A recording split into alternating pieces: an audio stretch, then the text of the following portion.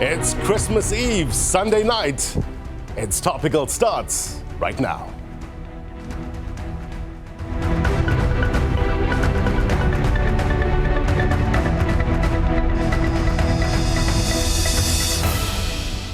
A very good evening to South Africa, those watching around the world. My name is Blaine Herman, and this is It's Topical, our digital audience with us tonight. It's so good to have them on the program. Looking forward to getting their questions as well as giving their input in a short while.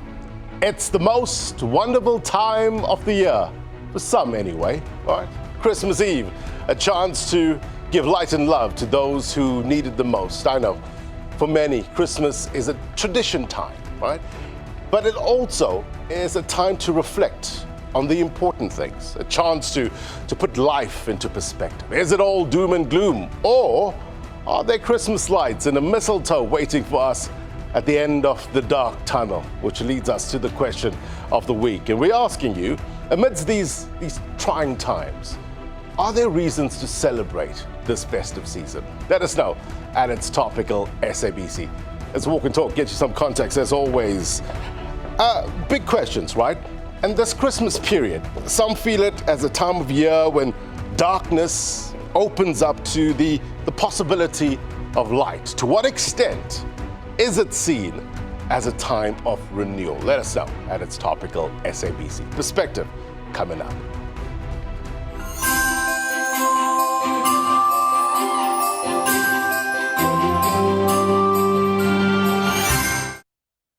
All right, let's get you that context. And as always, we turn to the magic wall. And my guest tonight, Dr. Jacolize Poalses, is a senior researcher at the Bureau of Market Research, which compiled the annual Happiness Index. Doc, good to have you on the program. Hello, Blaine. Thank you for having me. We need your better mind, especially during this festive season when we're going through so much. Now, it seems, looking at some of the numbers, we haven't... we're pretty happy, right? Let's look at it here. Right. That is an indicator of how happy we are. So 2020 at 4, not so much. But when we look at 2023, seems to be pretty happy. What's the reasons? Right. Thank you, Blaine, very much. These results that you see on the screen right now come from the World Happiness Report reported by Halliwell and Sachs and Layard. And South Africa is one of the many countries that they do global research on the happiness to compare different countries. So they look at happiness a little bit differently to what the Bureau of Market Research does.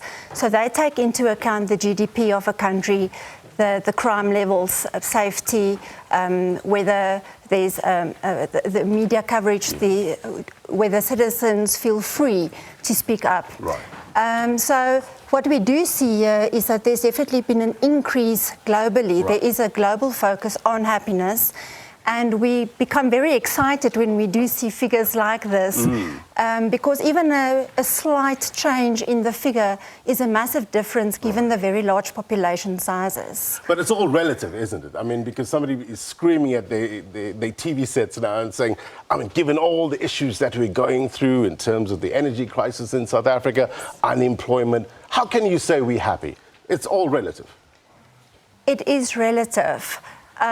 What we do see in our research that compares very much to what the World Happiness Report shows us as well is that there is a very strong and high level of resilience among the South African population. So overall, we do see a declining trend in the happiness levels. But when we go and look at the finer details within all the measurements that we do, and we have 6 measurements overall that measure various aspects of happiness and subjective well-being, we can see that there are quite a number of factors to be very positive and joyful about. Right. What is general life spheres? So just break that down for us. Right. So in the Bureau of Market Research's study that we've been conducted since 2012, we include 15 different life spheres. So that's 15 different domains within a person's life that he has a connection with, or that has an influence on his life. Right. And that could be anything from your work life, your parental role, your family, your financial situation, your spiritual life. Yeah. So there's 15 of them. We also include the political and the economic climate of the country. Right. What does it say with regards to how the way government operates and how it's linked to a person's happiness? Well, actually very much. There's a very big role that government plays in societal happiness. And that is what the World Happiness Report says as well, together with what the BMR's report says, is that looking at the emotive, subjective wellness of a society is more important than just looking at the economic factors and the GDP and that, because your emotional wellness, societal wellness, is a good indicator for societal progress. Right. And talk to us about, what made South Africa less happy, and this is something we've touched on now. Right, so we included a trust measurement 2 years ago, and it's been extremely telling of what we see in social media and traditional media and all of that, and what we all experience mostly. And that is that there is a very low trust in government. So people want to look at the leaders and gain trust and trustworthiness and benevolence and all of those positive things from government. At the moment, we do see very low levels of trust ratings looking at various domains of government, national, provincial, the courts, how people feel about the courts, all of that, government departments, service delivery. I mean, that is a big thing. We read about that and see about that on the news on a daily basis, where people complain about service delivery. What's the purpose of such a research? What's the ultimate aim here? So the ultimate aim is to understand what our society is feeling emotively.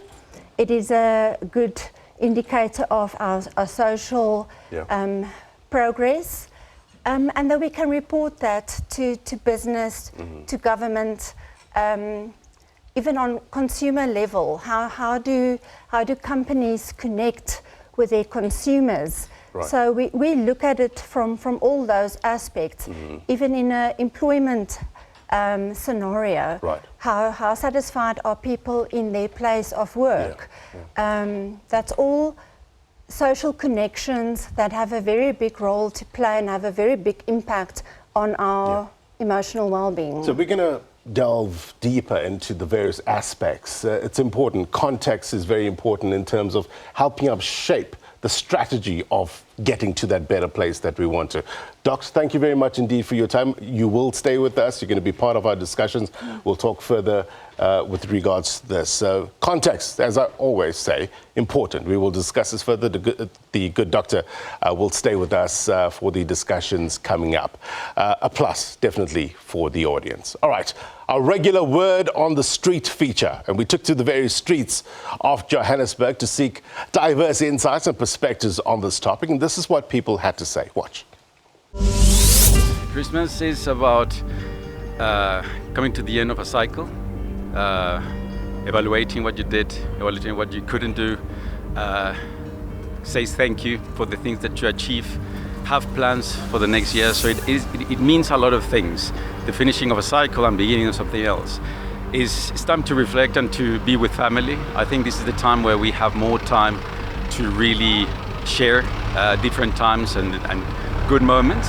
Christmas Day means family time for me. You know, you get to spend time with your family, have a great meal together, and bonding. It's just an exchanging gifts. Usually on Christmas morning, so on the 25th, we'll wake up or get woken up by the kids, and it's usually present opening time. As I say, my parents are religious, so it involves singing of Christmas carols, and then we usually have a big meal together, so lazy lunch, and then sort of spend the afternoon just, sleeping off the Christmas lunch and then very relaxed evenings. I want to celebrate my Christmas with my family at home, and I think it's going to be a wonderful one. I think so, really. I pray to God that He may make it a successful one. I think it's a time after a long, hard year to get together with all the people you love and just celebrate the festive season. And this year I'm looking forward to staying in Joburg and enjoying the festivities. My reasons for celebrating Christmas is just unwinding from all the stresses of life. You know, we work hard as South Africans. Our kind regards, our hope this email finds you well and does not find you well at all. So, you know, it's been all of such hard work. So it's literally just to unwind and take in the greatness that is life, the beauty that is life, with all its beauty and all its mess, you know what I mean? And yeah, unwinding and preparing your mind and body for the next year. Thank you very much indeed for your thoughts. Always important on this program, It's Topical. Let's get straight to our discussion. Are there real health benefits of seeing the glass half full? We've got a number of experts here to discuss this. Thank you very much indeed, ladies, for your time. Our digital audience with us as well. It's good to see them. We're going to get their take in a short while. Kwanele Ndlovu is a social commentator. You've met Dr. Jacolize, Poalses, a senior researcher at the Bureau of Market Research, as well as Keitumetse, Mashego, clinical and sports psychologist, also known as Dr. Tumi. Thank you very much indeed, ladies, for your time. Let's start with you, Kwanele. Given all that we've been through this year, in terms of the rolling blackouts, in terms of unemployment issues, in terms of inequality, how do you put that all into perspective? How do you deal with that? Evening, Blaine. And honestly, looking at what has happened throughout the year, I think this is definitely going to be a Black Christmas for almost all South Africans, save for the lucky ones that have been fortunate to maybe make a few more rents throughout the year.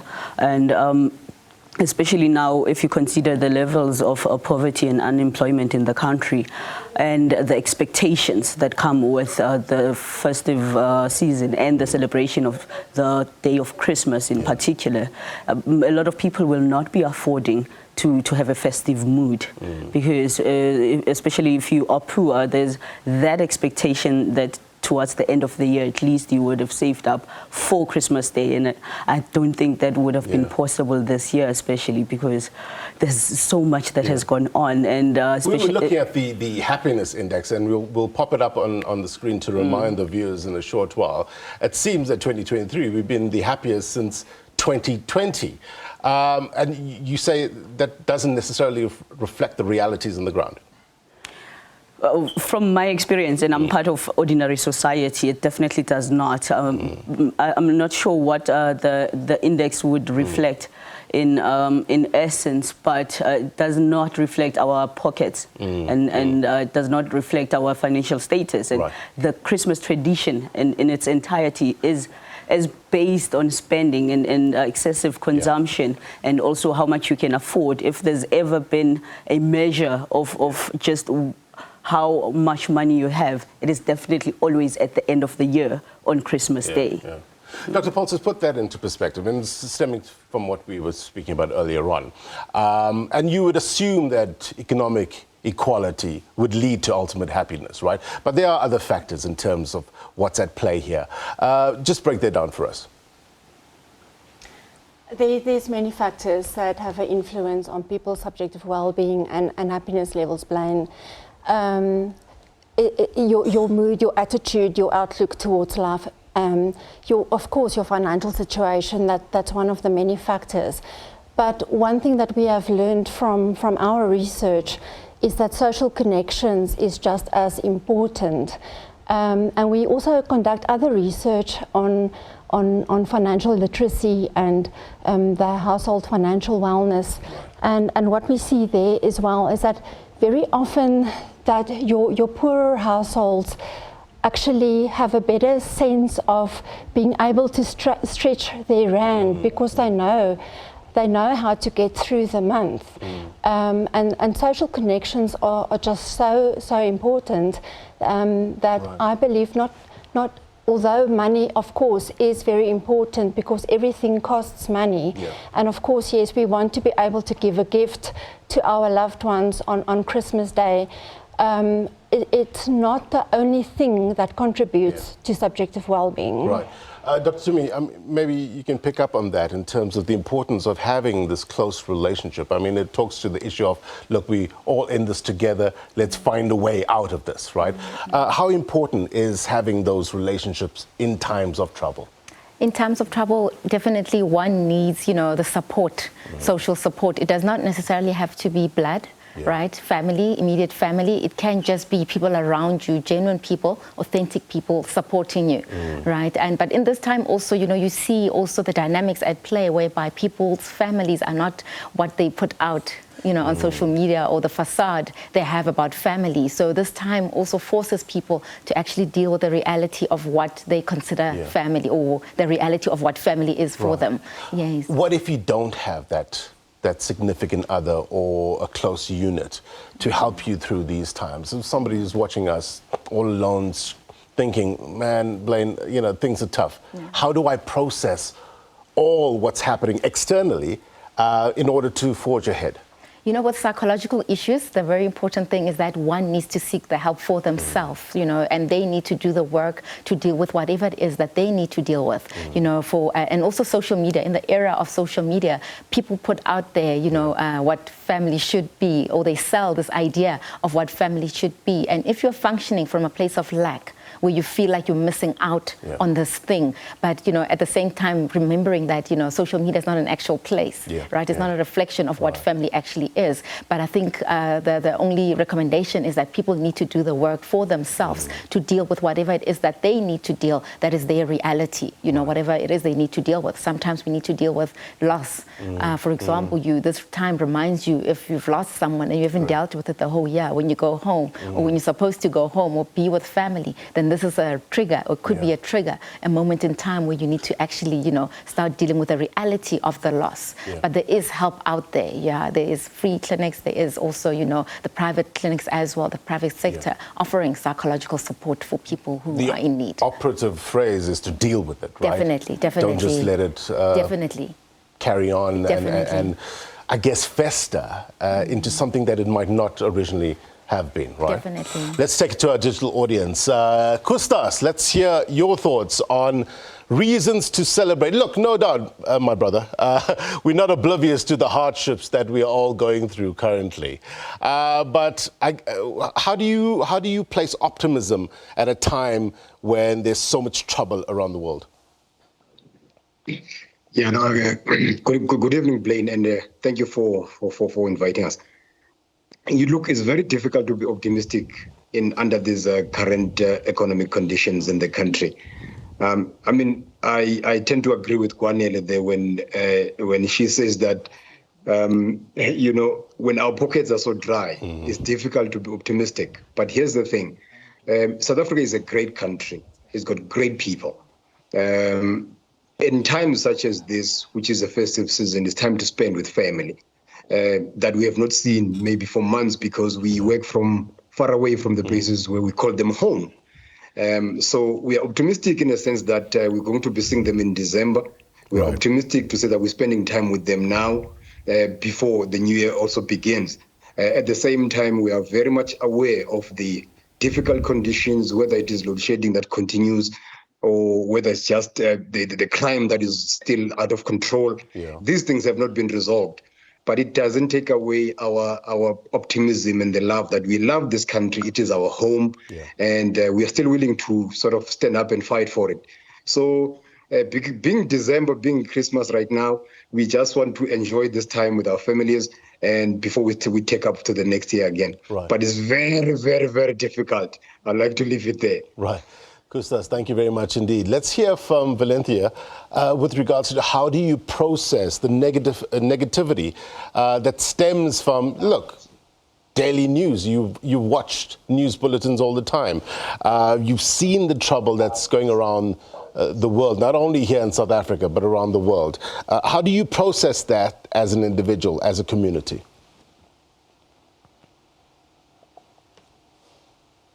Good evening, everyone.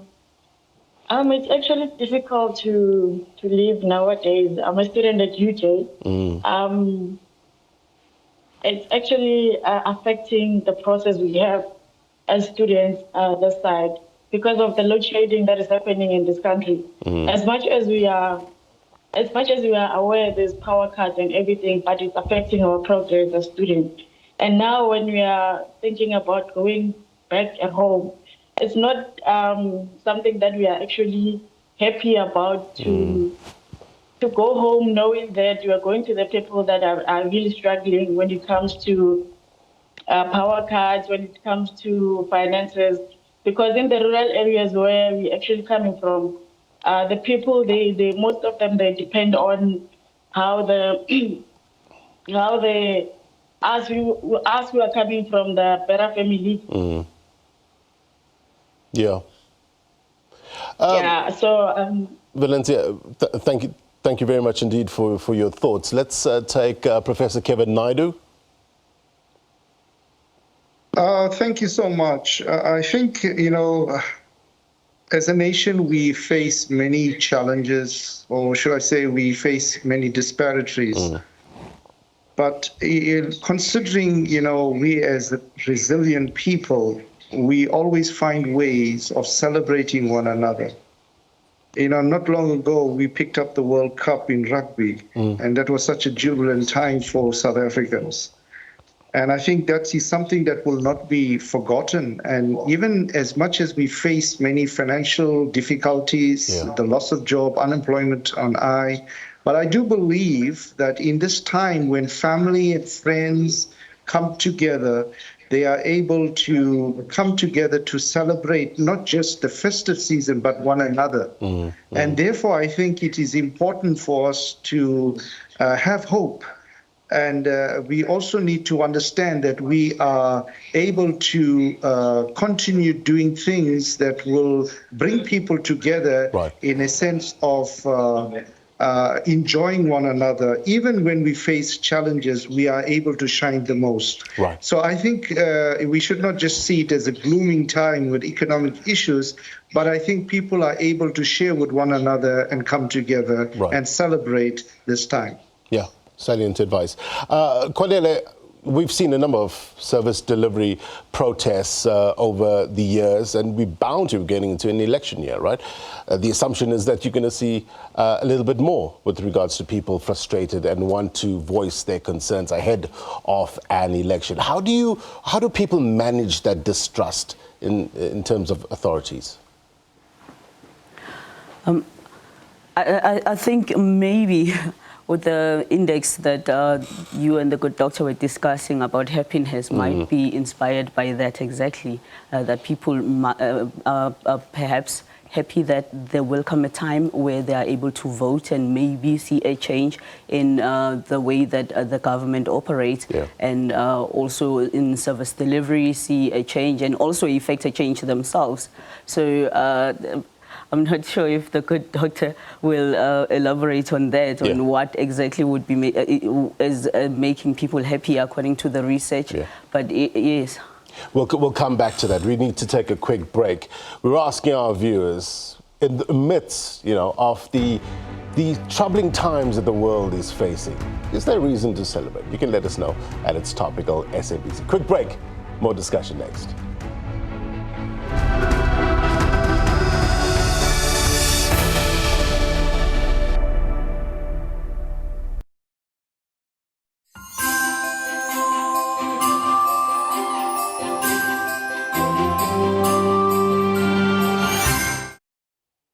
Welcome back. You're watching It's Topical on this Christmas Eve. The question we are asking you this week, in the midst of these trying times, are there reasons to celebrate this festive season? Let us know at It's Topical SABC. Now, a pessimist sees the difficulty in every opportunity. An optimist sees the opportunity in every difficulty. A quote attributed to Winston Churchill. So, how do we look for the avenues of opportunity during these trying times? Take a look at this insert that speaks to our broader discussion.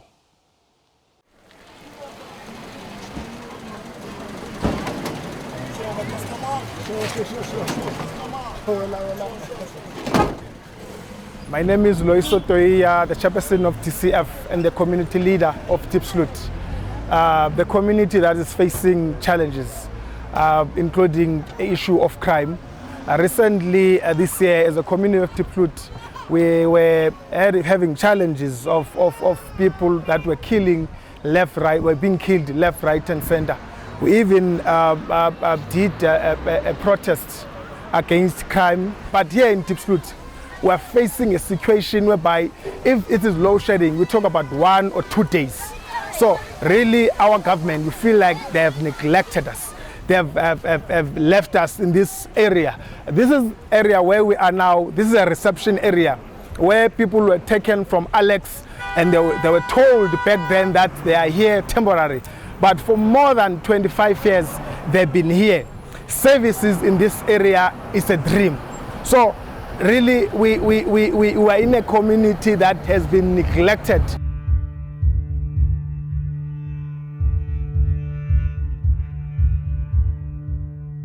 Our people are dying day in, day out. It's even difficult to send kids around 8 o'clock in the evening to go and buy bread because criminals have taken the streets of our community.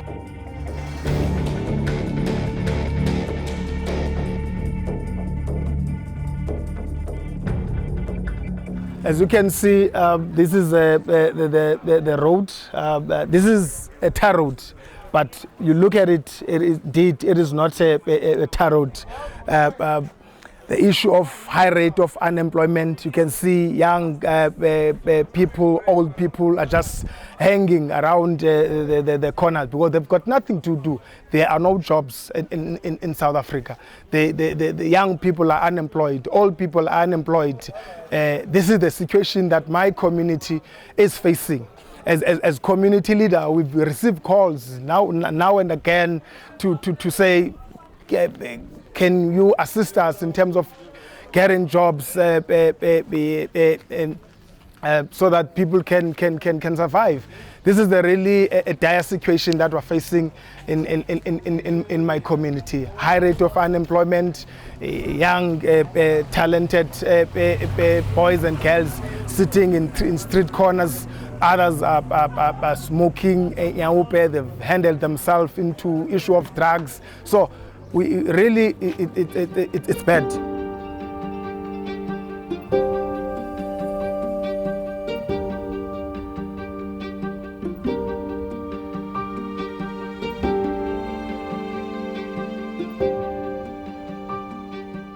Despite, in the midst of all those issues that we're facing as a community, I feel indeed as a leader and the resident, they are reason indeed to celebrate Christmas, because I believe that Christmas is an event that brings us together. It's an event that brings families together, uncles and aunties that we have not seen for quite a while. At that time, you are together, you eat, you celebrate the victories of the entire year. And the fact that out of all the challenges that we've been facing for the entire year, we are still surviving, we're still alive. The death, the killing that have been happening in our community, we are still alive.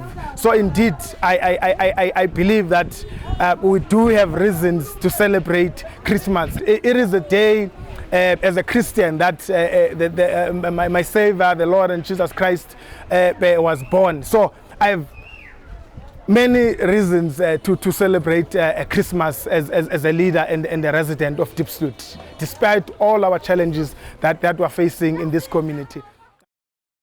All right, let's continue our discussion. I want to go to Dr.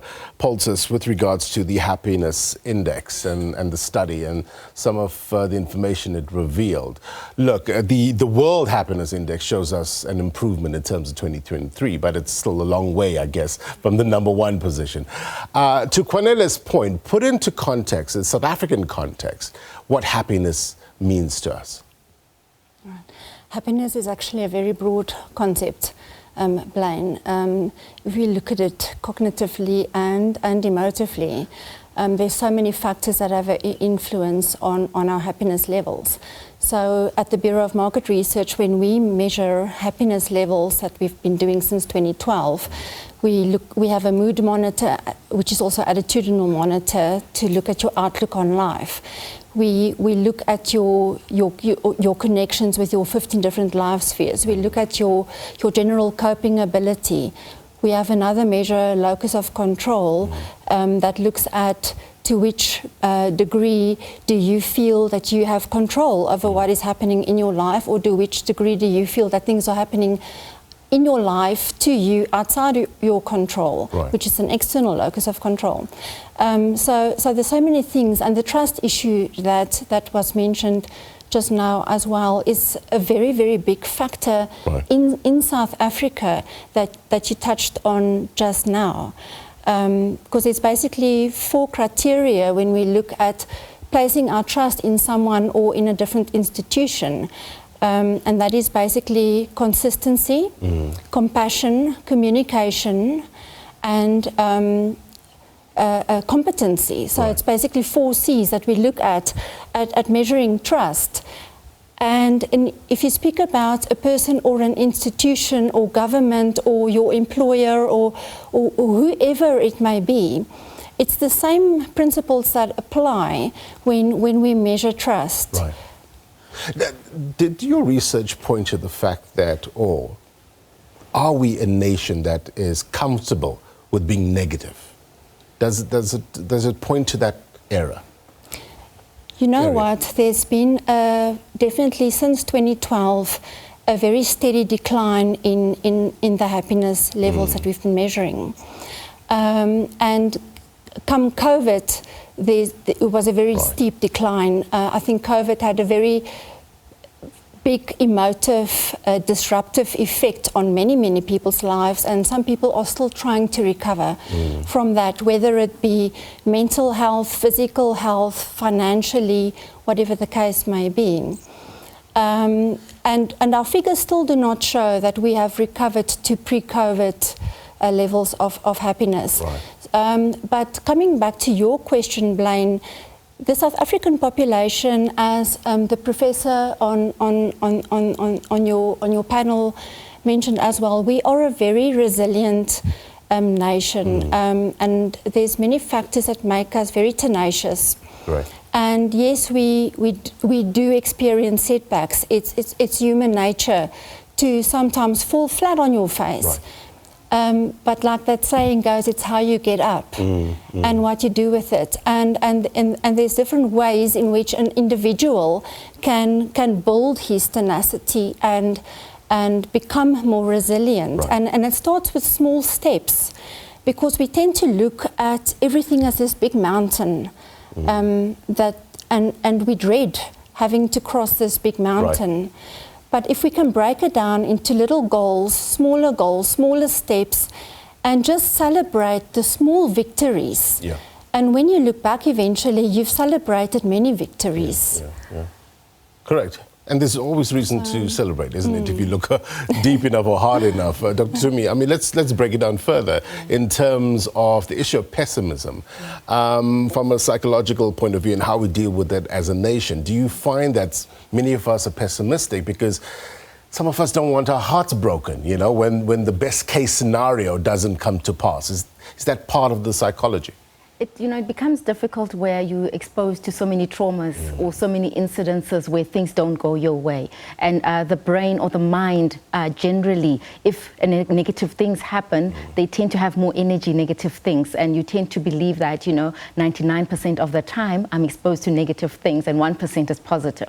But once you, seek objective help or someone to mirror your experiences, you'll actually see that actually in the midst of the negativity, there was, something great that actually happened. And I think that's where, mental health issues actually come up, whereby people are so consumed by the negative that they're unable to actually, you know, sit with the negative, yes, but also see, you know, zoom in to the great things that have happened in our lives, however little, and to, you know, still want to get up every day. Right. And, you know, with mind things, people always feel like I should snap out of it, right? I should just get over whatever it is I'm experiencing, which actually makes that thing harder to bear, right? Because people then tend to suppress or, you know, avoid dealing with the negative things, but instead they just build up in the subconscious, and things in the subconscious don't go away, right? No matter how much you ignore them, they just build up and they pop up as behaviors, actions, which, you know, are often negative. And I think it takes a lot for one to sit with that pain and actually, you know, see past the pain. It's not always easy for human beings because we're quite defensive in our nature. 100%. Yes, and there's a lot of stigma around sitting with pain or negative things. I guess the common refrain for tonight's broadcast is deal with it, 100%. right? That's important. All right, let's take it to our digital audience. Utando, let's hear from you in terms of reasons to celebrate this festive season. Thanks so much for the opportunity, and good evening, everyone. Celebrating the festive season would mainly be for uniting with my family, being appreciative of all the things that we do still have. But as some of the audience members and the experts have pointed out, South Africans are naturally optimistic and happy, and it's the financial stress that really can bring down the mood. We are still asking ourselves in late 2023 why we are celebrating the bare minimum, such as taps being installed or not having load shedding. Why is that a reason to be happy instead of something that should be happening already? But otherwise, the festive is still a good time to celebrate what we have. I just wish that it wasn't the bare minimum that we were celebrating. Nomaswazi? Go on. Thank you, Blaine, and good evening to the other panelists there on the studio and virtual panelists. Well, I mean, I agree with what all the other panelists have uttered. We are going through a difficult time and we're still recovering. And in spite of all the challenges, South Africans are generally resilient, and we have what we call ubuntu, which comes to play, especially during December time, Christmas time. For example, in the community where I come from, during Christmas, you get up, your kids get ready, the whole family, you visit other families. Whether you do have food for the day or you don't, nobody will know, because wherever you visit, you go, you eat a 7-color plate. If you don't have clothes, your neighbors will share clothes. So it's actually a time where, in spite of the challenges we're going through as a country and as different families, but, you know, the traditions that you go through as a family, looking forward to spending that time with your family, getting the stories from the aunties and grandmothers, asking when are you getting married, and sharing a cup of tea with your grandmother and sharing a recipe with your mother, cooking in the kitchen, whatever little that we have. I think we are also a very appreciative nation as well, because, you know, through all the other challenges, we've lost family members. So we are going to be more appreciative and supportive towards being together in this time and celebrating, you know, the little that we have and planning ahead for the future. It's those precious moments that get us over the line, right? Banikele, let's hear from you. Good evening. Thank you. Mine is that it goes back to what was said earlier, that at the end of the day, you have to go back to yourself and your own motivation from within to get out of that situation that you're currently in. It's important to be accepting while trying to make yourself your way out of that situation. Be accepting of the situation where you are. And the question is not whether or not you can afford to celebrate, but rather the question is to what extent can you afford to celebrate? Right.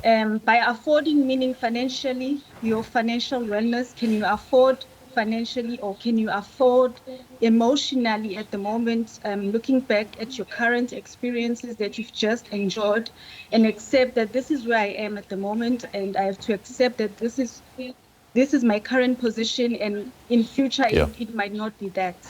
And your physical health as well might have an impact on your happiness, but it's your current state, it's not your permanent state. Right. So a couple of things need to be considered when it comes to this, and that is just my position on that. Thank you. Thank you so much.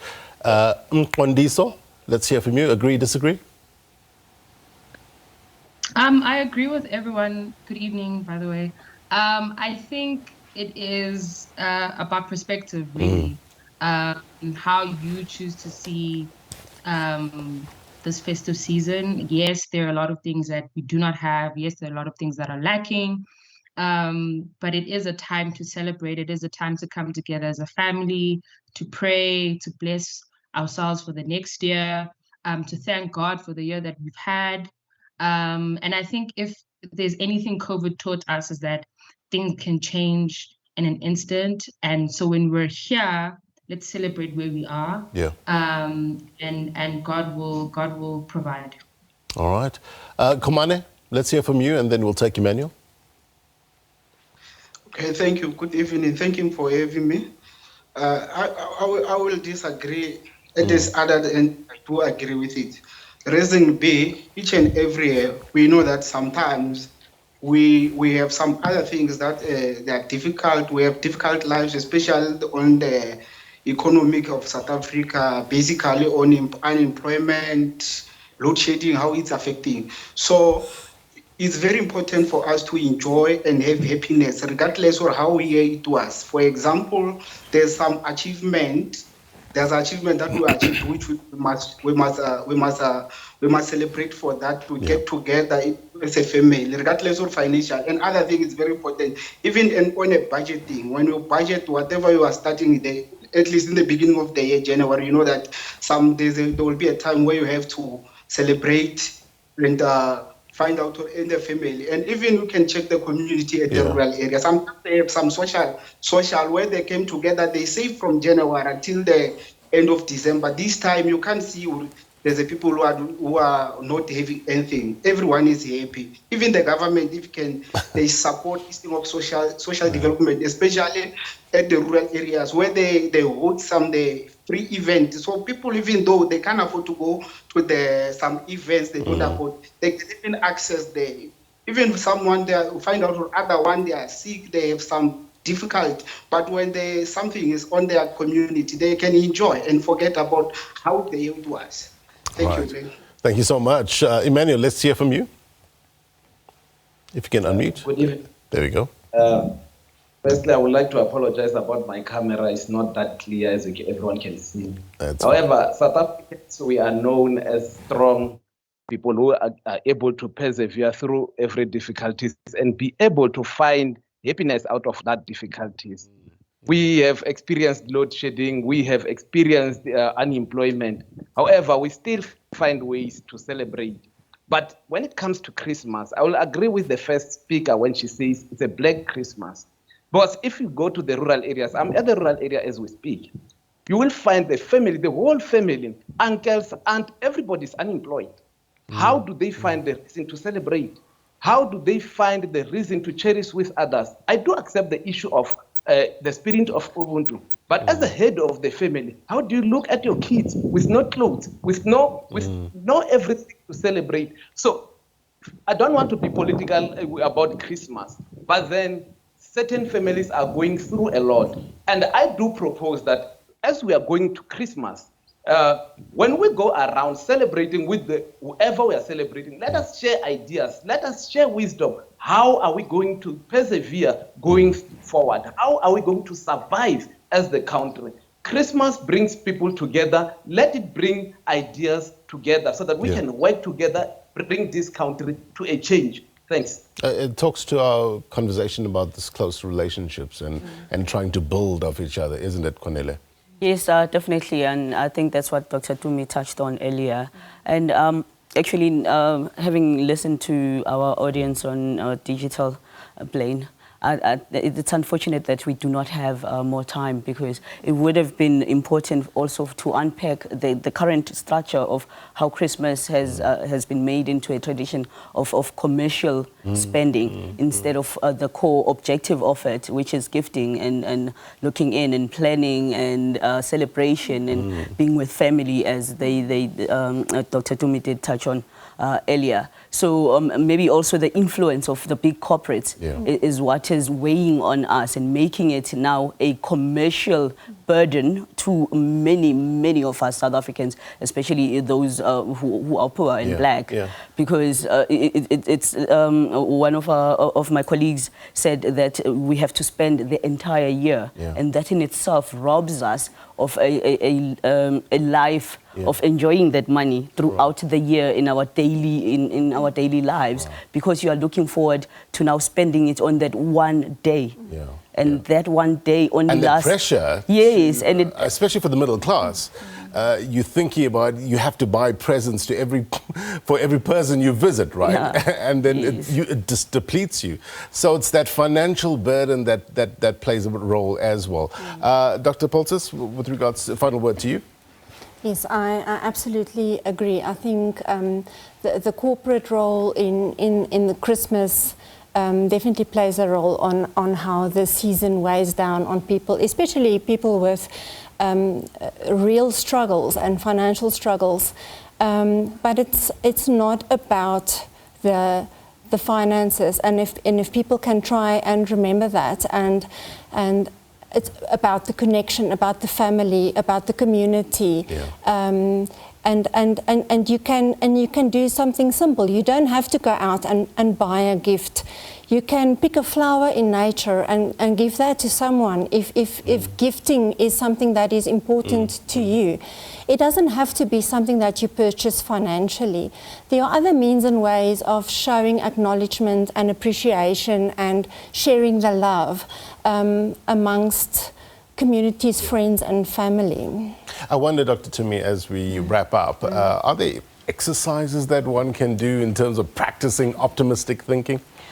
You know, as a country, I'm of view that we are on autopilot. We're like soldiers. You know, we are on survival mode because there are so many things happening each and every day of our lives. And I think it's very important that we start to sit with whatever, so that we become more mindful and present. So we're not actually present in our lives because we are almost on survival mode, right? Because of so many things, understandably. So I think the first important thing is to learn how to be present and just breathe and be present in your reality, and start also redefining what family traditions you want to celebrate. Just because your neighbor celebrates Christmas or whatever in a certain manner does not mean that you have to do the same. I think we need to start, redefining and, finding ways to celebrate ourselves and, our achievements and whatever family is to you in our way. So the culture celebrations, we also need to relook some of those things. But I think the important one is to be self-aware, to understand the things that you're experiencing. Is it anxiety? Is it depression? Because we are on autopilot,